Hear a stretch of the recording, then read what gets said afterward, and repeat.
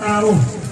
Sapagkat tayo ay nilikha niya ayon sa kanyang larawan, ayon sa kanyang kawangis, at ang kawangis na yun ay yun ang tinatawag na espiritu, at hindi ang itsura mo ngayon, sapagkat yan ay laman.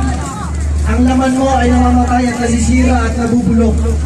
Pero yung kawangis na sinasabi ko, ito yung ating espiritu na walang kamatayan. At dahil sa ay Diyos na nilikha ka, ikaw ay perfecto. Pero bakit maraming tao ang nagugutom? Kung perfecto nga ang paglikha ng Diyos sa iyo. Bakit merong mga autistic? Bakit merong mga punong-puno ng karamdaman? Merong punong-puno ng pagsubok at problema na kanilang nararanasan? Dahil tayo ay ninakaw sa kamay ng Diyos. Walang ibang nagnakaw kundi si Satanas. John chapter 10 verse 10, na parito ang magnanakaw para magnakaw, pumatay at magwasak. Subalit narito ang anak ng Diyos ay pinadala upang ang mga tupa ay magkaroon ng buhay na kasiya-siya at masaganang lubos.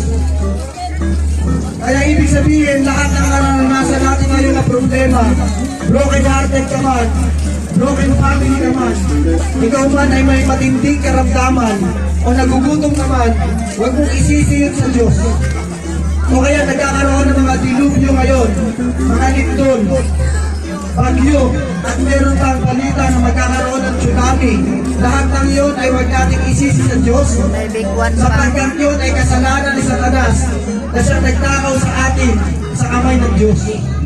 At bakit mo kayo tulutan ng Diyos na tayo ay manakaw sa kanyang mga kamay? Sapagkat tayo ay sumuway sa utos ng Panginoon. Doon pa man sa Genesis, kaya dahil yung Eva, ang sabi ng Panginoon, huwag yung kakainin yung prutas na nagbibigay ng kaalaman sa mabuti at masama dahil kayo ay mapapatay. Subalit sinuway yun ng tao.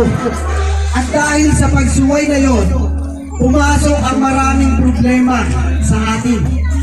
Kaya lahat ng nararanasan natin ngayon, hindi kasalanan ng Diyos, kundi kasalanan natin. At marahil ang Diyos ay nagpapadala ng mga dilubyo upang tayo ay paalalahanan. Alam ko na ang marami sa atin, sobrang nabuboring na tayo sa salita ng Diyos. Wala na tayong pakialam at hindi natin ito gustong mapakinggan. Subalit, sinasabi ko sa inyo, ang pinakamahalaga sa lahat, walang iba kundi ang salitang ito. Sapagkat ito ang nagbibigay ng kaligtasan. Katulad ng sinabi ni Pablo, hindi ko kinahihiya ang mabuting balita, sapagkat ito ay kaligtasan sa lahat ng tao.